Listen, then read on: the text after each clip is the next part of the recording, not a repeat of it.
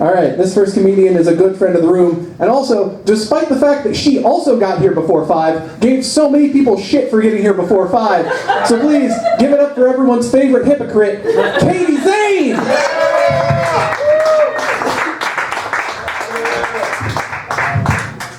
Yeah, that's true. My dad's nickname for me is Sheriff, because I like to tell people what to do.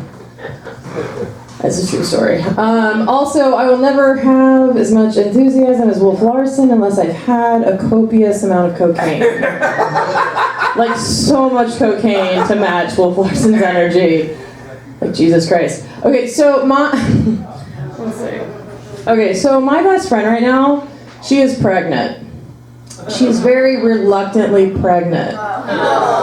Yeah. So when she told me, like, she's been pregnant for a little while now, but when she told me she was pregnant, I got extremely concerned because it was an accidental pregnancy.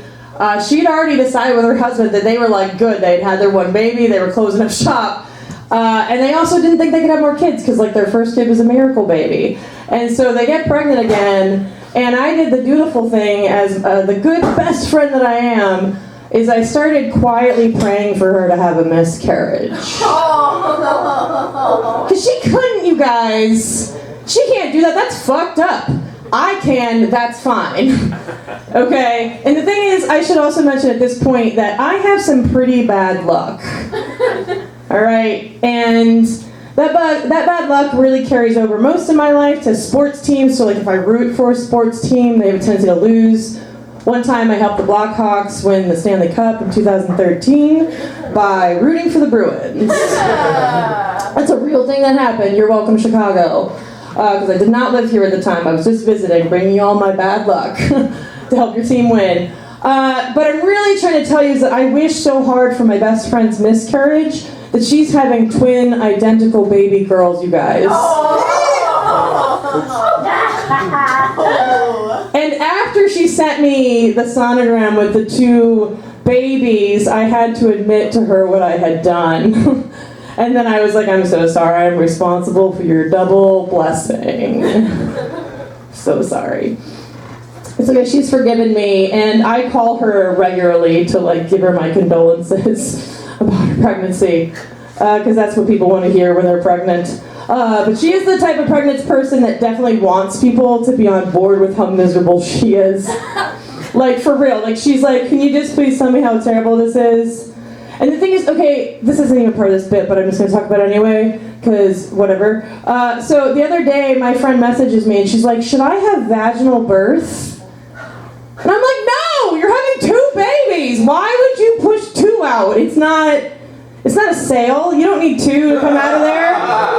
Like, you don't need that to happen.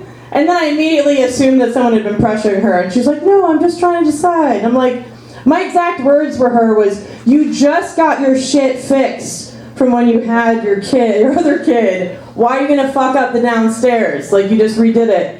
Like, you just reinstalled everything, and it's great now. Why would you fuck that up with 2 things coming through there? I don't want to have kids. I feel like that's a big part of this bit for me, clearly, as I pray for her miscarriage. So my sister recently had been working at a job that she really super loved, and the reason why she loved it so much, she worked at the only McDonald's in the country that doesn't have a drive-thru.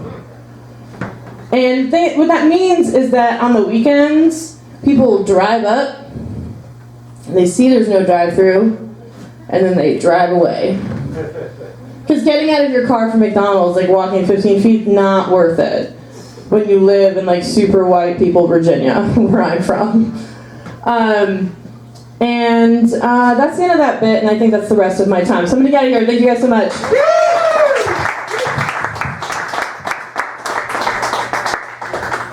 Hell yeah, everybody. Keep it going for Katie Zane.